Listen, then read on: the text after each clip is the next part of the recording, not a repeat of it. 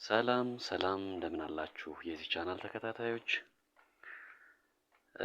ሁላችንም እንግዲህ ማህበራዊ ኃላፊነት አለብን። ትውልዱን ከተለያየ አደጋ የመጠበቅ ኃላፊነት አለብን። አደጋ ሲባል ብዙ አይነት አደጋ አለ። ስነ ልቦናዊ አደጋ አለ፣ ፋይናንሻል የሆነ አደጋ አለ፣ ፊዚካል የሆነ አደጋ አለ፣ ብዙ አይነት አደጋ አለና በተለያየ ዘርፍ የምናውቀውን እውነቱን መናገር፣ ሐሰቱን ደግሞ ሐሰት ነው ማለት፣ ትውልዱን በተለይም ደግሞ ወጣቱን፣ ሴቶችን፣ ሌሎችንም ዜጎች ከአጭበርባሪዎች መታደግ የሁላችንም ኃላፊነት ነው ብዬ ነው የማምነው። እና እነዚህ አታላዮች ወይም አጭበርባሪዎች መልካቸውን እየቀያየሩ ሙያ በመስጠት ስራ አድርገው ያለ ሀፍረት ያለ ይሉኝታ ያው ዜጎቻችንን ይዘርፋሉ። በተለይም ደግሞ ምንም ስለ ቴክኖሎጂም ሆነ ስለ ወቅቱ ነባራዊ ሁኔታ በቂ መረጃ የሌለው ትውልድ ሲጫወቱበት ማየት እጅግ ያሳዝናል፣ በጣም ያሳዝናል። እና በተለያየ መልክ ነው እንግዲህ ዜጎች እየተዘረፉ እየተጭበረበሩ ያሉት ማለት ነው። እና ሌባ እንግዲህ አንዳንዴ ሌባ ሲባል በአእምሯችን ውስጥ የሚመጣው በግላጭ ንብረታችንን የሚዘርፍ ንብረታችንን የሚቀማ ወይም ደግሞ በገሃድ ሌባ ተብሎ በባህል የምናውቀው አይነት ይመስለናል። ግን ህጋዊ ስም ሰጥቶ ሙያ ሰጥቶ ዜጎችን ባልተገባ መንገድ ገንዘባቸውን ሀብታቸውን መዝረፍ ሌብነት ነው። ሌላ ምንም ስያሜ የለውም፣ ሌብነት ነው። ሳይንሳዊ ሌብነት ማለት ነው። በቃ ሳይንስ ለበስ ሌብነት ነው። ብዙ ጊዜ የተለመደው ያው እንደምናውቀው የሰዎችን ስነ ልቦና ያጠናሉ እነዚህ አጭበርባሪዎች ማለት ነው። ሰዎች በአሁኑ ሰዓት ምንድን ነው የሚፈልጉት ብለው ያጠናሉ። ለምሳሌ ቤት የሚፈልግ ሰው ከሆነ አብዛኛው ሰው የቤት ችግር ካለበት በዛ ችግሩ ነው መነሻ የሚያደርጉት። ስለዚህ በተለያየ መንገድ ለምሳሌ ብዙ ሪል ስቴቶች ብዙዎቹ ፌክ ሆነው ነው የሚገኙት። በዚህን ያህል በአነስተኛ ገንዘብ ቤት እንሰራላችኋለን፣ በአነስተኛ ገንዘብ ቤት ታገኛላችሁ፣ በዚህን ያህል ጊዜ እጣ ይደርሳችኋል እያሉ ህዝቡን ያጓጉታል ማለት ነው። ስለዚህ ቤት የማግኘት ጉጉት ያለው ሰው ለነዚህ ሰዎች ዝርፊያ ቅርብ ነው ማለት ነው። የራሳቸው የዚህን እንደዚህ አይነት ፍላጎት ያላቸውን ሰዎች ስለ ልቦና የሚሰልብ የተለያየ አደረጃጀት ይፈጥራሉ ማለት ነው። ታዋቂ ሰዎችን ሊጠቀሙ ይችላሉ። ልዩ ልዩ የማታለያ መንገዶችን ይጠቀማሉ ማለት ነው፣ ሰው ትረስት እንዲያደርጋቸው ማለት ነው። በስም መጥቀስ የማያስፈልጋቸው በግላጭ ግን በብሔራዊ ቴሌቪዥኖች ሳይቀር በተለያዩ ታዋቂ ቴሌቪዥኖች ሳይቀር በተለያዩ ሚዲያዎች የማስታወቂያ ስራ ይሰራሉ። አርቲስቶችን ይጠቀማሉ፣ ታዋቂ ሰዎችን ይጠቀማሉ። ስለዚህ ህዝቡ እነሱ ካስተዋወቁትማ ብሎ በስንት ድካም ያገኛትን ገንዘቡን ለነዚህ አታላዮች ያስረክባል ማለት ነው። ከዛ በኋላ ገንዘቡ ይበላል፣ ያሰበው ነገርም ሳይሆን ይቀራል ማለት ነው። እና በተለይ እነዚህ ታዋቂ ሰዎች አርቲስት የሚባሉት ሰዎች ምን ያህል ሞራል ቢስ መሆናቸውን የምትረዱት በዚህ ወቅት ነው። በስም የምናውቃቸው ትልልቅ ሰዎች ነጭ ሽበት ያወጡ ልጅ የወለዱ አንጋፋ አርቲስቶች ሳይቀር በእንደዚህ አይነት የማጭበርበር ዘርፍ ተሰማርተው እናገኛቸዋለን። እነሱ ገንዘቡን እስከሰሩ ድረስ ቢዝነሱን እስከሰሩ ድረስ ትውልዱ ምን ያህል ተጭበረበረ ምን ያህል ተታለለ ጉዳያቸው አይደለም። በጣም ያሳዝናል፣ በጣም ያሳፍራል። እና እነዚህን አርቲስቶች ስንመለከታቸው ለነሱ እኔ አፍራለሁ።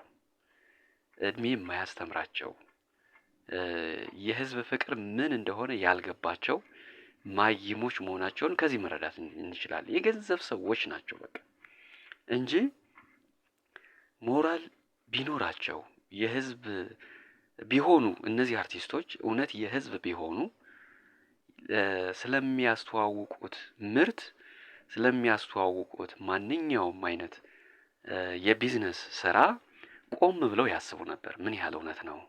ምን ያህል ለህዝብ ጠቀሜታ አለው? ስሜን አያጎድፍም ወይ? ለቀጣዩ በእኔ ሙያ ላይ ተጽዕኖ አይፈጥርም ወይ ብለው ይጠይቁ ነበር። ነገር ግን they don't care በቃ እነሱ ገንዘብ እስካገኙ ድረስ ህዝቡ ተጭበረበረ አልተጭበረበረ ጉዳያቸው አይደለም። በቃ ገንዘብ ሜክ ማድረግ ነው የሚፈልጉት። እጅግ አሳፋሪ ነው እንደዚህ አይነት ሰዎችን ማየት ማለት ነው። እርግጥ ነው በጣም ለህዝባቸው የሚጨነቁ ለሀገራቸው የሚጨነቁ ለአድናቂዎቻቸው የሚጨነቁ ብዙ አርቲስቶች አሉ። እነዚህን አርቲስቶች በእንደዚህ አይነት ልክስክስ ስራ አናገኛቸውም። በብዛት እንደዚህ አይነት ስራ ላይ አናገኛቸውም እና ይህንን ቪዲዮ እንድሰራ ያስገደደኝ አንዱ ከነዚህ የማታለያ መንገዶች አንዱ ትውልዱን ወይም በተለይም ደግሞ ወጣቱን አሁን የስራ እድል እየጠበበ ስለመጣና ስራ ስለጠፋ ስራ እናስገኝላችኋለን ወደ ተለያዩ የአውሮፓ ሀገሮች አሜሪካን ጨምሮ እንልካችኋለን።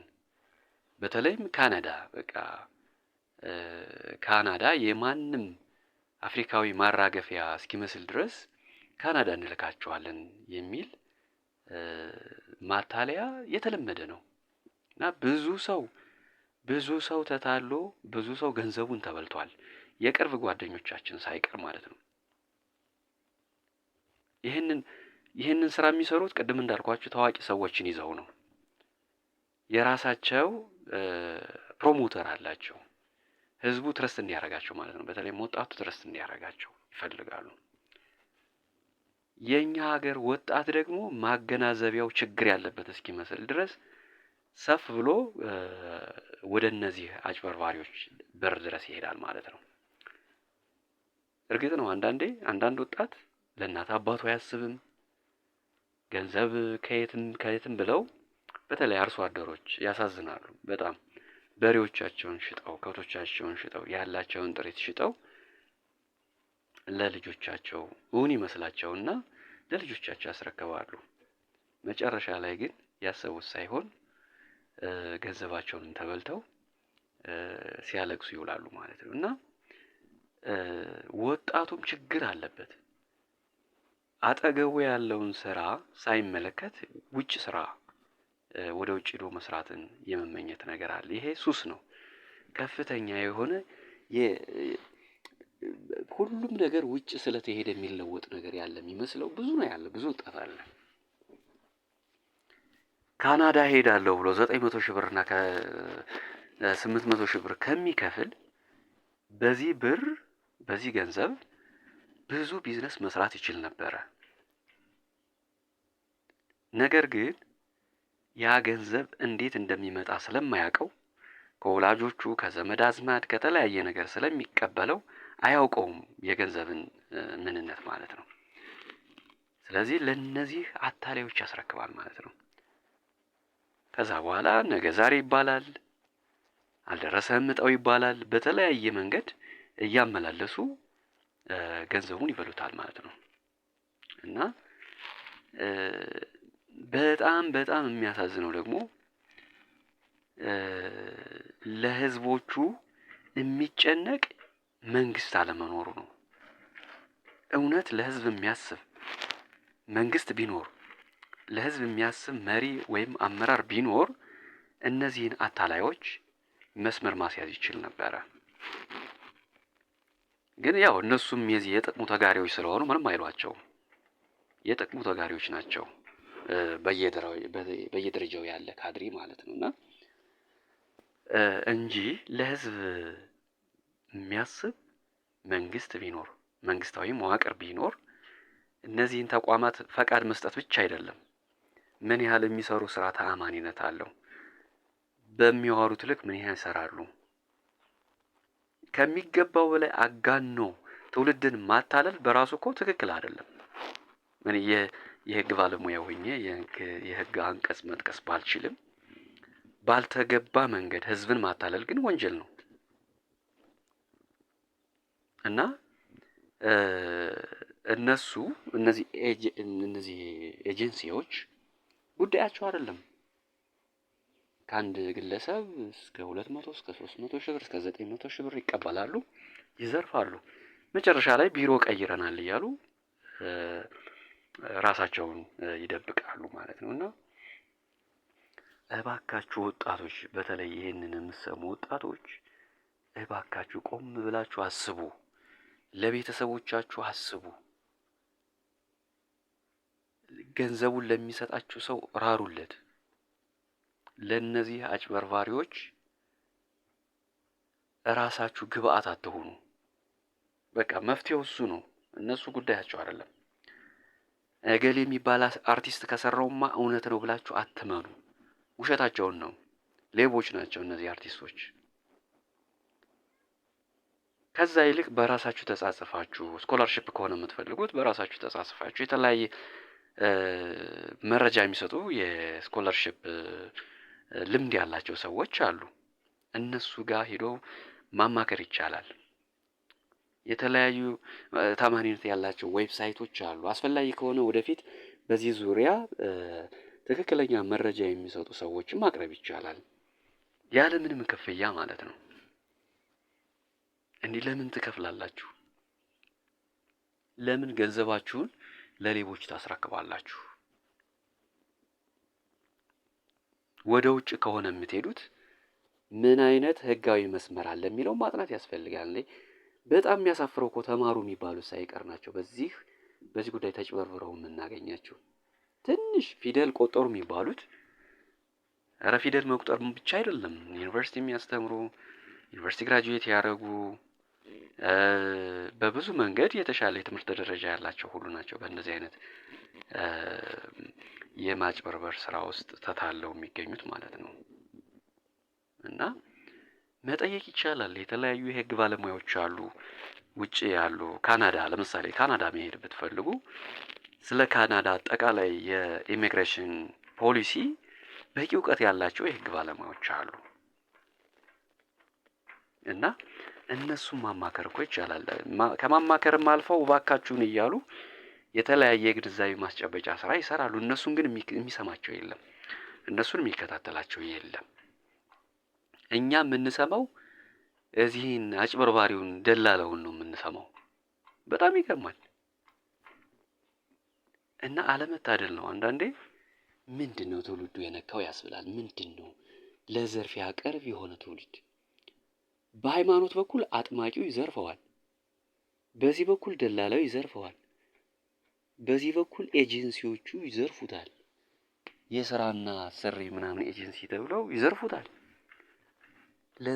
ለዝርፊያ ቅርብ የሆነ ማህበረሰብ ነው ያለውና አንዳንዴ ምንድነው ምናችን ነው የተነካው ያስብላል። ቆም ብሎ ማሰብ እኮ ያስፈልጋል። እና ወጣቶቻችን ፕሊስ ቆም ብላችሁ አስቡ። ይሄን ምለው ወንድም ስላለኝ ማንኛውም ወጣት ለኔ ወንድሜ ስለሆነ ነው፣ ስለሚያሳስበኝ ነው ይሄንን ልል የቻልኩትና በቲክቶክ በተለያየ የማህበራዊ ሚዲያ ፕላትፎርም የሚተዋወቁ በአርቲስቶች በተለያየ መንገድ የሚሰሩ ወደዚህ ሀገር የውጭ ስራ እንሰጣቸዋለን፣ የቪዛ እናመቻችላቸዋለን፣ የስራ ልምድ አይጠይቅም፣ የተለያየ እድሜ ገደብ የለውም ምናምን እያሉ የሚያዝጓችሁን ሰዎች አትስሟቸው። በቃ ይልቁን ምን አይነት ቢዝነስ መስራት እችላለሁ፣ ምን ሙያ ላይ ምን አይነት ቢዝነስ መስራት እችላለሁ ብላችሁ ብትነሱ የተሻለ ይሆናል። በቃ ይሄን ልሰራ አስቤያለሁ፣ ይሄ ቢዝነስ በእኛ ሀገር ሁኔታ አዋጭ ነው፣ ወደ ውጭም ኤክስፖርት ማድረግ ይቻላል። የተለያየ በቃ የኢንተርፕረነርሺፕ ሀሳብ ካላችሁ ፕሮፖዛል ቀርጻችሁ የቅርብ ቤተሰባችሁን እባካችሁን እርዱኝ፣ በዚህን ያህል ጊዜ እመልስላችኋለሁ ብትሉ ይሄ አስተዋይነት ነው፣ ብልህነት ነው እንጂ ከመሬት ተነስቶ ወደ ውጭ ሊሄድ ነው፣ አውስትራሊያ፣ ካናዳ፣ የተለያዩ አውሮፓ ሀገሮች እሄዳለሁ ብሎ ራስን አጭበርባሪዎቹ ወጥመድ ውስጥ ማስገባት ይሄ ሞኝነት ነው፣ እዳም ነው። በቃ ለቤተሰብም ሸክም መሆን ነው እንደዚህ አይነት አስተሳሰብ ይዞ መነሳት። ክፋታቸው ደግሞ እነዚህ አታላዮች የተወሰኑ ሰዎችን ያሳዩአቸዋል። አሁን እንደውም እንደ ሃይማኖት መስካሪዎችን ማቅረብ ሁሉ ጀምረዋል። እነዛ ሰዎች እውነት ይሄዱ አይሄዱ እኮ አይታወቅም፣ ግን እንደ ምስክር ተሳክቶልኛል፣ እኔ እንደዚህ ሞክሬ ነበረ፣ በዚህ ነው ያለ ጊዜ ተሳካልኝ እያሉ የምስክር ስራም ጀምረዋል። ይሄ እንግዲህ ሌላኛው ደግሞ ከፍ ያለው ማጭበርበሪያ ሰርተው ማለት ነው። ይሄ ደግሞ እና አንድ ሁለት ሰዎችን ካናዳ በተለያየ መንገድ የሄዱትን ያሳዩና እገሌ እኮ ተሳክቶለታል፣ እነገሌ እኮ ሂደዋል የሚል ነገር አለና ይሄን ስላችሁ ጭራሽ አይቻልም እያልኳቸው አይደለም። ካናዳ ወርክ ፐርሚት የለም ማለት አይደለም። በተለያየ መንገድ የስራ ቪዛ ይኖራል፣ ግን በጣም ጠባብ ነው፣ እንደምናስበው አይደለም። እነሱ እንደሚያስተዋውቁት እንደሚያስጮሁት አይደለም። ለዚህ ነው እዛው ያሉትን ካናዳ ያሉትን የህግ ባለሙያዎች የሚሰጡትን የግንዛቤ ማስጨበጫ መድረኮች እንከታተል ምለው ለዚህ ነው እንጂ ቶታሊ እንደዚህ አይነት ነገር የለም እያልኳቸው አይደለም። ሰው በትምህርት ሊሆን ይችላል፣ በስራ ሊሆን ይችላል፣ በቪዚት ሊሆን ይችላል፣ በተለያየ መንገድ ወደ ውጭ ሀገር ሊሄድ ይችላል። ይሄ ምንም ችግር የለውም፣ ተገቢም ነው። አንዱ የስራ አማራጭም ነው። ይሄ ዓለም አቀፋዊ ማሰራር ነው። ወደ ውጭ ሄዶ ስራ መስራት የትም ሀገር ያለ ነው እንጂ እንደዚህ የኛ ሀገር ኤጀንሲዎች እንደሚያስጮሁት አይደለም የውጭ ሀገር ስራ። እና በአጠቃላይ ምንድነው ቆም ብለን ማሰብ መቻል አለብን፣ ማስተዋል አለብን። ገንዘባችንን ከመበላታችን በፊት ብዙዎቻችሁ ሰምታችሁ ሊሆን ይችላል። በኢቢኤስ ቴሌቪዥን ብዙ ወጣቶች ቀርበው ተበላን ሲሉ ሰምተናል። ስለዚህ ኢቢኤስ ላይ ቀርበን ተበላን ከማለታችን በፊት እኛ ላለመበላት ጥረት ማድረግ መቻል አለብን። ጥንቃቄ ማድረግ አለብን። ለወላጆቻችን ለቤተሰቦቻችን ማሰብ መቻል አለብን ለማለት ነው። አመሰግናለሁ።